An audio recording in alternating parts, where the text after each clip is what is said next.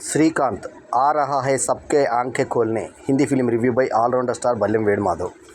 Cinema నిడివి వచ్చి 2 గంటల 14 నిమిషాలు. Clear you certificate 10th May 2024 విడుదలైనటువంటి సినిమా శుక్రవారం రోజు వచ్చింది. In a world with odds stacked against him in every step of the way, Srikanth defies norms, blazing a trial from rural India to becoming the first visually impaired student from MIT, America. As he builds violent industries, his success brings challenges to which he would not only chase personal dreams but safeguard a shared future for the ones just like him. This is the tale of an entrepreneur's triumph and sacrifice, both which has welcomed with open arms and a smile. ఇది బొల్లా శ్రీకాంత్ అనేటువంటి ఒక నిజ జీవితంలో ఉన్నటువంటి వ్యక్తి, industrialist యొక్క జీవిత కథ biopic అని మళ్ళీ పొగడతలే తీయకుండా మధ్యలో ఆయనకి కలిగినటువంటి అహంకారాన్ని, పొగరును, ఆ తర్వాత దానికి తగ్గట్టుగా ఆ వ్యక్తి మళ్ళీ ఆ తర్వాత అనుకువగా మార్చుకున్న విధానాన్ని కూడా చూపించిన తీరు బాగుంటుంది. మిల్కా బాగ్లో కూడా మిల్కా సింగ్ యొక్క జీవిత కథను జావేద్ అఖ్తర్ హీరోగా తీసినప్పుడు అందులో మిల్కా సింగ్ యొక్క అక్కని వాళ్ళ బావ వేస్తున్న సన్నివేశము, అంటే యాక్చువల్లీ అక్క పాత్రన అట్లా చూపించారు కదా, అక్కడ వాళ్ళు సెక్స్లో పాల్గొన్నటువంటి సన్నివేశంలో అరుపులు అవి చూపించారు మనకి. అంటే బయోపిక్లో అక్క యొక్క సెక్స్ గురించి చెప్పేటువంటి అంటే స్వేచ్ఛను తీసుకున్నారు వాళ్ళు హిందీ సినిమాలో. సో అట్లాగా ఈ సినిమాలో కూడా ఇతనికి మధ్యలో కొంత అహంకారము ధ్వనించినప్పుడు అది కూడా చూపించే ప్రయత్నం చేశారు. సో శ్రీకాంత్ బొల్లాగా రాజ్ కుమార్ రావు, మరి అతను ఎన్నో సినిమాల్లో కనిపించిన అతను ఈ సినిమాలో అంధుడిగా అత్యద్భుతమైన నటనను ప్రదర్శించి అసలు ఇతను నిజంగా అంధుడేమో అనిపించే విధంగా యాక్ట్ చేశాడు. అలయ ఎఫ్ స్వాతి పాత్రలో నటించగా, జ్యోతిక సాధన మనకి చంద్రముఖి ఫేమ్, ఆమె దేవిక పాత్రలో టీచర్ పాత్రలో అద్భుతంగా నటించగా, శరద్ కేల్కర్ రవి పాత్రలో అలరించాడు. ఆయన కొంచెము వేరే మన నటుడిని పోలి ఉన్నాడు మనకి, కొంచెం చూస్తే మనకు ఆయనలాగానే అనిపిస్తాడు మనకి. సో అట్లా ఒక వేరే నటుడిని మనకు శరద్ కేల్కర్ గుర్తు తెచ్చాడు. సో తుషార్ హిరానందాని అనే అతను డైరెక్టర్ చేసినటువంటి సినిమాకి భూషణ్ కుమారును క్రిషన్ కుమారు ఈ సినిమాకి నిర్మాతలు కాగా, మరొక నిర్మాత నిధి పార్మార్ హిరానందాని. సో వీళ్ళు వచ్చేసి ఈ సినిమా బ్యారు కిషోర్ కుమార్ మన ఏదైతే టీ సిరీస్ ఉందో, టీ సిరీస్ గుల్షన్ కుమారు సమర్పణలో టీ సిరీస్ మరియు చల్కీ చెర్రీ ఫిలిమ్స్ ప్రొడక్షన్స్ పతాకం మీద తుషార్ హిరానందాని దర్శకత్వంలో తీయడం జరిగింది. జగదీప్ సిద్ధు తర్వాత సుమిత్ పురోహిత్ రైటర్లు అయినటువంటి సినిమాకి టీ సిరీస్ మ్యూజిక్. సో ఒక పాట ఉంటుంది, తర్వాత వాళ్ళదే ఒక పాట వాడుకున్నారు. पापा कहते हैं बड़ा नाम करेगा, बेटा हमारा ऐसा काम करेगा, मगर ये तो कोई न जाने कि मेरा मंजिल है कहाँ. पापा कहते हैं बड़ा नाम करेगा. ఇంత పాడానంటే సినిమాలో ఆ పాటకి ఎంత ప్రాముఖ్యత ఉందో అర్థం చేసుకోండి. అంటే ఇంపార్టెంట్ సన్నివేశంలో మెయిన్ టైటిల్ దగ్గర నుంచి చూపిస్తారు. ఫస్ట్ ఒక పిల్లాడు 8 ఏళ్ళ పిల్లాడి గుద్ద అంటే వెనుక నుంచి బరువాతలు చూపించి, తర్వాత సెకండ్ హాఫ్లో మళ్ళీ ఆ పిల్లాడిని భూమిలోంచి అంటే ఒక కింద పాతి పెడదాం అనుకునే స్టాండర్డ్స్ నుంచి చేతిలోకి తీసుకున్నప్పుడు చుల్లి చూపించి మగపిల్లాడని చూపించి, అతను కళ్ళు లేకుండా పుడితే జనరల్లీ పిల్లలు పాతేస్తారు, అలా కాకుండా మా తల్లిదండ్రులు పాతేయలేదు అని చెప్తాడు. అంటే ఒక అంధవికారంతో అంగవిహీనులుగా పుట్టిన వాళ్ళను సమాజంలో ఏ రకంగా చూస్తున్నారనేది ఇండైరెక్ట్గా చెప్పారు. అందులో ఈ తల్లి తండ్రి పాత్ర చేసిన వాళ్ళకి ముఖాలు నల్లగా పెట్టి, అతను చాలా సహజంగా ఆ తల్లి పాత్ర నల్లగా ఉంటుంది, సన్నగా ఉంటుంది. ఆ తర్వాత తండ్రి పాత్ర కూడా లావుగా ఎటో ఉంటాడు. అంటే సేమ్ న్యాచురల్గా కనబడ్డారు యాక్టర్స్ ఎవరైతే ఉన్నారో, చాలా సహజంగా కనిపించారు మనకి. ఇక సినిమాలో జ్యోతిక పర్ఫార్మెన్సు అద్భుతం, నభూతో భవిష్యత్తు. ఈ బయోగ్రఫీకి ప్రాణంగా నిలిచింది ఏంటంటే సంగీతం.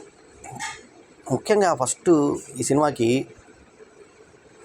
తీసుకున్న కాన్సెప్టే చాలా డిఫరెంట్గా తీసుకున్నారు. బ్రెయిలీ లిపిలో మాత్రమే చేసేటువంటి ఈ చదువుని అతను ఏం చేస్తాడంటే యాక్చువల్లీ జనరల్ స్టూడెంట్స్ తోటి ఎందుకు చదవకూడదు అని ఆలోచిస్తాడు. ఫస్ట్ ఏంటంటే వీళ్ళు పేద కుటుంబం అయితే ఇక్కడ పిల్లలు ఏం చేస్తారంటే, ఒక అతను మహేష్ అని ఒక పిల్లాడు ఉంటాడు, ఆ మహేష్ అనే పిల్లాడు ఈయన ఆట పట్టించి ఆడదాంరా క్రికెట్ అని తీసుకెళ్ళి, నువ్వు క్రికెట్ కాదురా అడుక్కోవడానికి పనికొస్తావు, నువ్వు అందుడివి అడుక్కోవడానికి పనికొస్తావు అని చెప్పేసి అవమానిస్తాడు. ఆ తర్వాత ఒక దశలో అతను మళ్ళీ ఇతనికి బస్సులో ₹2 మచిలీపట్నంకి వెళ్తుంటే టికెట్ ₹3 అంటే ₹2 అతని దగ్గర ఉంటే ఇతను ₹1 దానం ఇస్తాడు. అంతకుముందు ₹1 ఇతను దానం ఇస్తాడు. అదే మహేష్ ఇతను ఇండస్ట్రియలిస్ట్గా బాగా ఎదిగిన తర్వాత అతని దగ్గరికి వచ్చినప్పుడు, ఉద్యోగం కోసం వచ్చావు కదా, నువ్వు ఒకరోజు నన్ను అవమానించావు, బిచ్చగాడిగానే పనికొస్తావు నువ్వు అన్నావు, నీ కసి వల్ల నేను ఇంత పైకి వచ్చానని అందరి మధ్యలో చెప్పి వెళ్ళిపోయిన తర్వాత నీకు జాబ్ లేదు అంటాడు. ఇక ఇట్లాంటి ఫిజికల్ హ్యాండిక్యాప్డ్ ఛాలెంజ్డ్ పిల్లాడికి ఒక హాస్టల్లో చేర్పిస్తే, అక్కడ అంటే బ్లైండ్స్ వాళ్ళకి నేర్పించే దగ్గర చదివిపిస్తే, అక్కడక్కడ తెలుగు ప్రాథమిక పాఠశాల ముందు చూపిస్తారు. తెలుగు బోర్డులు, తెలుగు ఆంధ్రప్రదేశ్లో జరిగిన కథ కాబట్టి తెలుగు బోర్డులు, తెలుగు అక్కడక్కడ తెలుగు మాట్లాడుకోవడం, పోపో రాపో ఏంట్రా అవి రా అలాంటివన్నీ కూడా తెలుగులో పెట్టారు. టికెట్ ఇలాంటివన్నీ కూడా తెలుగు పదాలు, హిందీ పదాలు దొర్లుకుంటూ, ముఖ్యంగా సౌత్ ఇండియా వాళ్ళకి బాగా నచ్చుతుంది ఈ సినిమా. సో ఆ తర్వాత తెలుగుకి ఇంపార్టెన్స్ బాగా ఇచ్చిన తర్వాత ఇతను ఇంకా సినిమాలో ఎక్కడ స్కిన్ షోలు కానీ ఏం లేవు. హీరోయిన్ అందంగా ఉంటుంది, ఇద్దరికి ఒకరొకరు చూసుకొని గార్గేస్ అనుకుంటారు, అంతవరకు బాగుంటుంది. కానీ ఎక్కడ స్కిన్ షో ఉండదు, ఎక్కడ ఇంత కూడా మనకు అసభ్య భంగిమ ఉండదు. ఎయిర్పోర్ట్లో ఒక దగ్గర ఇతను ఏదో కింద పడిపోతే ఒక లేడీ నడుముతో ఇట్లా క్లోజప్లో కొంత వంగినప్పుడు పిరుదుల భాగాన్ని కొంత క్లోజప్లో చూపించాడు.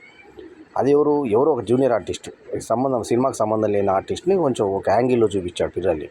అదొక్కడ తప్ప మన సినిమాలో ఎక్కడ, అది కూడా మనకు బాగా నాలా గమనించేవాడు తప్ప ఇంకెవరు పట్టుకోలేరు ఆ సన్నివేశాన్ని కూడా. సో సునిశ్చితంగా పరిశీలించిన సినిమా మొత్తంలో ఎక్కడ వెతికిన ఒక చిన్న ఒక అబ్సీన్ సీన్ కానీ, ఒక రెచ్చగొట్టే సన్నివేశం కానీ, ఒక రెచ్చగొట్టే డైలాగ్ కానీ లేకపోవడం. ఒక దగ్గర మాత్రం సెక్స్ స్క్వేర్ దగ్గర సెక్స్ స్క్వేర్ అని నవ్వి సెక్స్ స్క్వేర్ అని అంటాడు. అందుకే యూ ఇచ్చారు, క్లియర్ యూ సర్టిఫికేట్, పిల్లలు చూడదగ్గ సినిమా అని. సో అటువంటి చేరుకున్న తర్వాత అక్కడ కోడికూర తినుకుంటూ మాకు కోడికూర పెట్టట్లేదని వార్డర్ల మీద చెప్తే వాళ్ళు స్టిక్తో సహా అతను బయటపడేస్తారు. అంతకుముందు జ్యోతిక ఆయన టీచర్గా చేరిన తర్వాత మోకాళ్ళకు అడ్డు తగిలేటట్టు ఒక టేబుల్ అడ్డం పెడుతుంది, ఒక చిన్న చైర్ అడ్డం పెడుతుంది. చూసుకోవాలి, నడవాలా, ఇది నేర్చుకున్న జీవితంలో అని. అతను పైకి వచ్చిన తర్వాత కూడా ఒకసారి అట్లాగే అడ్డం పెడుతుంది. తర్వాత ఇతను అక్కడ నుంచి ఆ కంప్లైంట్ చైర్మన్ గారు ఎవరైతే ఫండ్ చేసి అతను చైర్మన్ వచ్చాడో ఆయన ముందు చెప్పినప్పుడు వీళ్ళు ఆ స్టిక్తో సహా లాక్కొని రోడ్డు మీద పడేస్తే, రోడ్డు మీద దాటడానికి ఎంతో ఇబ్బంది పడి రోడ్డు మీద గందరగోళ పరిస్థితులు ఉన్నప్పుడు జ్యోతిక కాపాడి తన ఇంటికి తీసుకెళ్ళి తన కొడుకులాగా పెంచుకుంటుంది. ఆ తర్వాత దేవిక టీచరు పాత్రను పోషించిన జ్యోతిక ప్రాణం పోసింది ఆ పాత్రకి. సో అద్భుతంగా యాక్ట్ చేసింది ఆమె. ఆ తర్వాత తన ఇంట్లో పెట్టుకున్న తర్వాత ఆమె చదివించడానికి ట్రై చేస్తే అక్కడ ఆయనకి చదువుకోవడానికి అటువంటి అందులకి సైన్స్ చెప్పము అంటారు, 96% వస్తుంది 10th క్లాస్లో. ఈమె కోర్టులో కేసు వేస్తుంది. ప్రిన్సిపల్ వచ్చి వాళ్ళ తరఫున ప్రిన్సిపల్ వచ్చి, నీకు చదివించాలంటే నీకోసం అన్ని రూల్స్ మార్చలేం కదా, ఒక్కడికోసం మేము చదివించలేమంటే, గ్రావిటీ ఎట్లా కనుక్కున్నాడు, యాపిల్ కింద పడితే కనుక్కున్నాడు ఒక లాయర్ ఎక్స్ప్లెయిన్ చేస్తే, అది లాయర్ కింద పడ్డ ఎవరైనా చూసే వాళ్ళు అందరూ చూశారు, కాకపోతే ఇప్పుడు నేను ఒకటి కింద పడేస్తాను నా స్టిక్ని, చూడండి దీన్ని ఎంతసేపట్లో పడిందని క్యాల్కులేషన్తో సహా చెప్పి అతని మేధస్సును చూపించి చేసిన తర్వాత ప్రిన్సిపల్ అంటాడు, నా బుక్ చదువు ఒకసారి అంటే, నా బుక్ నువ్వు చదవని బ్రెయిలీ అని, నాకు బ్రెయిలీ తెలియదు, అట్లాగే నీ లాంగ్వేజ్ నాకు తెలియదు అని చెప్పి అతన్ని కన్విన్స్ చేసి ఆ సీట్ తెచ్చుకొని 98% వచ్చి అక్కడ టాపర్ నిలబడి ఆ తర్వాత MITలో సీట్ వచ్చేసి అమెరికాకి వెళ్ళిపోతాడు. ఇండియా తరఫున ప్రాతినిధ్యం వచ్చినటువంటి సన్నివేశంలో ఊరికి వచ్చి తన తల్లిదండ్రులను కలిసినప్పుడు తల్లిదండ్రులు ఎంతో సంతోషపడతారు. ఊరంతా మందు పోయించి మరీ అలా తండ్రి ఆనందపడతాడు. ఆ లేబర్ జీవితాల్లో వాళ్ళకి ఎంతో వెలుగులు కనబడతాయి ఈ అబ్బాయి కళ్ళల్లో. సో అట్లాంటి పరిస్థితులు ఉన్న తర్వాత MITలో వచ్చిన తర్వాత ఒక అమ్మాయి అతనికి స్వాతి అనేట ఆమె ఫేస్బుక్లో అతనికి ఫ్రెండ్ రిక్వెస్ట్ పెట్టి అక్కడ నుంచి యాక్సెప్ట్ చేసినందుకు ధన్యవాదాలు అని చెప్పి అక్కడ నుంచి ఫోన్ మాట్లాడితే, ఫోన్ వస్తే ఎవరి ద్వారా వచ్చిందో ఆడియో వస్తుంది ఫోన్కి ఇతనికి. సో ఈ రకంగా అన్ని రకంగా జరుగుతూ ఉంటే అంత హ్యాపీగా జరుగుతున్నటువంటి తరుణంలో ఇతనికి ఒక రవి అనే ఒక ఇండస్ట్రియలిస్టు హెల్ప్ చేస్తాడు. ఆ హెల్ప్ చేసిన తర్వాత అతను ఇతనికి సాయం చేసి అతనికి ఇది ఇచ్చిన తర్వాత వేరే అతను కూడా అతను హెల్ప్ చేస్తాడు. హెల్ప్ చేస్తే అతను ఇతనికి అప్పు ఇచ్చిన తర్వాత అప్పు వసూలు చేసుకునే క్రమంలో ఆ అప్పు ఇచ్చిన అతను వస్తాడు.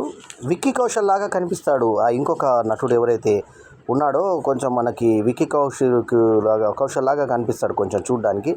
కాకపోతే కొంచెం ముదురుగా ఉంటుంది ఇతని ఫేసు విక్కీ కౌశల్కి. అతనేమో యంగ్గా కనబడతాడు, ఇంకొంచెం ఇతను కొంచెం ఎల్డర్లాగా కనబడ్డాడు. ఈ ఫ్రెండ్గా రవి చేసిన అతను బాగా హైటు పర్సనాలిటీ, ఇతని మీద చాలా హైటు పర్సనాలిటీ ఉంటాడు అతను. సో ఇట్లాంటి సన్నివేశంలో అతన్ని హెల్ప్ చేసి రవి ఆ తర్వాత ఇంకొక ఫైనాన్షియర్ ఇస్తే ఆ ఫైనాన్షియర్కి ఊరికే ఇతను ఫోన్ తప్పించుకుంటూ ఉంటే అతని పోలీసులతో కూడా రెడ్డి అనేటువంటి ఒక మినిస్టర్ సాయంతో పోలీసులతోటి అతన్ని ఎలగొట్టే ప్రయత్నం చేస్తే ఇతనిలో వచ్చిన మార్పును గమనిస్తుంది జ్యోతిక టీచరు. ఆ తర్వాత మీరు ఎవరు లేకుండా నేను ఉండగలుగుతాను, నా గురించి మీరు ఆలోచించవద్దు అంటే నువ్వు పబ్లిక్ గురించి ఆలోచిస్తే మీ గురించి ఆలోచించాలి. అడుక్కునే వాళ్ళు వస్తే వాళ్ళకు ఉద్యోగాలు ఇస్తాడు, కళ్ళు లేని వాళ్ళకి అడుక్కునే వాళ్ళకి ఉద్యోగాలు ఇస్తాడు. సో అలాగా ప్రజలకు దేవుడు అయిన తర్వాత ఎలక్ట్రిసిటీ బిల్లు ఒక కంపెనీ కొనుక్కున్న తర్వాత ఏది మిషన్ మంచిగా నడుస్తుందో, ఏ మిషన్ మంచిగా నడవట్లేదు శబ్దం మీద గుర్తుపడతాడు. ఇతను నాలెడ్జ్ చూసి అందరూ ఆశ్చర్యపోతారు. కరెంటు బిల్లు ఎక్కువ వచ్చేసరికి 1.2 crores కరెంటు బిల్ కట్టాల్సి వచ్చినప్పుడు ఇతని మంచితనాన్ని అక్కడ ఒక ఆఫీస్ బాయ్ నమస్తే పెట్టి మీరు మా పిల్లాన్ని చదివిస్తున్నారు అని అన్నప్పుడు విద్యుత్ అధికారికి జాలి కలిగి సరే నేను మూయను, నీకు ఏడాది లోపల కట్టుకునే ప్రయత్నం చేస్తాను అంటే నువ్వు వెళ్ళి ఇంకా ఎక్కువ బిల్ చేసి పారిపోతే అంటే నువ్వు అలా చేయవని నాకు నమ్మకం కలిగింది అంటాడు. అన్న ప్రకారంగానే కరెంటు బిల్లు కట్టి మొత్తానికి అతను ఆర్డర్స్ తెచ్చుకొని బాగుపడి ఎంతో పైకి వస్తాడు. వచ్చిన తర్వాత రాజకీయ రంగంలోకి వెళ్ళాలనుకుంటాడు. అక్కడికి వెళ్ళిన తర్వాత ఇతను బ్లైండ్ అనేది ఫోకస్ చేసినప్పుడు ఇతను బ్లైండ్ అనిపించుకోవడానికి ఇష్టపడాడు. తర్వాత లవ్ ఈజ్ బ్లైండ్ అంటే కూడా ఒప్పుకోడు. లవ్ ఈజ్ బ్లైండ్ అని మమ్మల్ని ఎందుకు తక్కువ చేస్తారు, మమ్మల్ని ఎందుకు గుంజుతారు, అట్లా న్యాయస్థానంలో కళ్ళు లేవు కదా, మీరు కూడా గుర్తించండి కళ్ళు లేని వాళ్ళని అన్న తర్వాత అవార్డు ఇది వస్తుందో అతని కేటగిరీలో ఈ స్పెషల్ కేటగిరీలో వస్తుంది. స్పెషల్ కేటగిరీలో ఎందుకు వెళ్ళాలి, జనరల్ కేటగిరీలో అవార్డు ఇవ్వండి, అవార్డు తిరస్కరించడం క్లైమాక్స్. సో అవార్డు వస్తుందా రాదా అన్నప్పుడు రాదేమో, అంబరి అలాంటి వాళ్ళకి వస్తుంది, నీకు రాదేమో అన్నప్పుడు ఫ్రెండ్ని కూడా తిరస్కరించి తాగుతున్న కాఫీని వదిలిపెట్టి బయటకు వెళ్ళిపోతాడు. చివరికి లవర్ కలుసుకుంటుంది. ఆ తర్వాత నిజ జీవితంలో ఈ రవి ఫోటో ఎవరు, ఈ తర్వాత ఎవరైతే ఈ మెయిన్ శ్రీకాంత్ ఉన్నాడో శ్రీకాంత్ బుల్లాంట్ అండ్ కంపెనీ, తర్వాత అబ్దుల్ కలాంది ఇంపార్టెంట్ రాత్రులు లాస్ట్లో అబ్దుల్ కలాం ఇతనితో గురించి మాట్లాడినటువంటి మాటలు వీడియో కూడా చూపించారు మనకి. ఆ తర్వాత అబ్దుల్ కలాంతో నిజంగా శ్రీకాంత్ బుల్లా ఉన్నటువంటి శ్రీకాంత్ బుల్లా రవి స్క్రీన్ మీద ఎవరైతే చేశారో వాళ్ళిద్దరి ఫోటోలు కలిపి చూపించేటువంటి విధానం బాగుంది. అంటే నిజంగా శ్రీకాంత్ ఎలా ఉన్నాడు, బొల్లా ఎలా ఉన్నాడు, అతని ఫ్రెండ్ రవి ఎలా ఉన్నాడు, ఆ పాత్రలు చేసిన రాజ్కుమార్ రావు ఎలా ఉన్నాడు, శరత్ కేల్కర్ ఎలా ఉన్నారు అనేది చూపించాడు. అట్లాగే వాళ్ళ పెళ్లి జరిగింది, ఈ అమ్మాయితో పెళ్లి జరిగింది కదా, ఆ అమ్మాయి ఎవరు, అమ్మాయి పాత్ర పేరు స్వాతి. ఆ స్వాతి నిజ జీవితంలో స్వాతి ఎవరు, వాళ్ళ పెళ్లి ఎలా జరిగింది ఆ పెళ్లి ఫోటోలు చూపించారు. సో అట్లా బొల్లాంట్ కంపెనీ పేరు కూడా, బొల్లాంట్ అంటే డూ గుడ్, అంత మంచి ఆలోచించేది మంచి చేసేది దీని అర్థం అని చెప్పేసి మన అబ్దుల్ కలామే చెప్పినట్టుగా చెప్తారు. అట్లా MITలో కంప్లీట్ చేసుకొని స్టడీ చేసుకొని వచ్చి ఇక్కడ వచ్చి పెద్ద కంపెనీ పెట్టి భారతదేశానికి వచ్చి శ్రీకాంత్ ఏదైతే పేపర్ కర్మాగారం లాంటిది పెట్టాడో దానివల్ల ఎంతోమందికి భుక్తి కల్పించాడో అదంతా ఒక ఆశాజనకంగా ఒక అద్భుతమైన సినిమా కింద, ముఖ్యంగా జ్యోతిక దేవిక పాత్రలో అద్భుతంగా అలరించి ఎక్కడ సెక్స్ వైలెన్స్ లేకుండా చాలా నీట్గా చక్కగా చేసినటువంటి సినిమాలో ఒకే ఒక సాంగ్ ఉంటుంది. పాపకైతే ఈ పాటను మాత్రం బ్యాక్గ్రౌండ్లో వాడుతున్నారు. సో చివరాఖరిన ఒక మంచి సందేశంతో, అంటే కళ్ళు లేకపోయినా ఏదైనా సాధించగలనటువంటి ఒక అతని బయోగ్రఫీలో మళ్ళీ అతని గురించి అంత గొప్పలే చూపించకుండా అతని యొక్క మధ్యలో పెరిగినటువంటి అహంకారాన్ని కూడా చూపించి లాస్ట్కి సారీ అని చెప్పి అందరికీ సారీ చెప్పేటువంటి విధానం బాగుంది. నేను కష్టంగా సారీ అనేది చిన్నప్పటి నుంచి వాడు చెప్పడు అని జ్యోతికి అన్నా కూడా చెప్తారు. జ్యోతికని కూడా ఎక్కడ ఎక్స్పోజ్ చేయకుండా నీట్గా చూపించిన విధానం, పెద్ద పెద్ద కళ్ళతో చాలా అద్భుతమైన హావభావాలు పలికించింది, నీట్గా చూపించారు ఆ క్యారెక్టర్ని. సో ఏరోప్లేన్లో అందులోకి పక్కన ఎవరు లేకుంటే తీసుకోవని అన్న దగ్గర కూడా తను ఏ రకంగా డెమాన్స్ట్రేట్ చేసి ఏ రకంగా కూర్చోబెడతారు, ఏ సీట్లో తన నాలెడ్జ్ అంతా చూపించి వాళ్ళు ఏ రకంగా ఒప్పించి ఎక్కాడు అనేది చూపించారు. ఆ తర్వాత అతను మెట్ల మీదకి వెళ్ళి పడుతూ రాజకీయ రంగం దగ్గర పడ్డప్పుడు నేను ఎక్కడం తెలుసు నాకు, దిగడం కూడా తెలుసు అని అట్లా చేయి ఇట్లా చిట్కలు ఇలా వేస్తూ ముందుకు వెళ్ళిపోతూ ఉంటాడు. కట్టెను అలా జాయిన్ చేసుకుంటూ కట్టెతో చెక్ చేసుకుంటూ వెళ్ళే విధానం టీచర్ నేర్పిస్తుంది. ఆ తర్వాత జీవితంలో ఎన్నో దెబ్బ తింటాడు. తర్వాత అతను క్రికెట్లో ఇట్లా కొట్టే క్రికెట్ నేర్చుకొని దాంట్లో రికార్డులు సృష్టిస్తాడు. సో దాన్ని వేరే రకం క్రికెట్, అది మన మామూలు క్రికెట్ కాకుండా ఆ బాస్కెట్ క్రికెట్ టైప్లో అది నేర్చుకొని దాని ద్వారా ఎంతో లాంగ్ షాట్లు కొట్టి పేర్లు ఎక్కుతాడు. అంటే శబ్దంతో విని గుర్తుపట్టేస్తాడు అతను.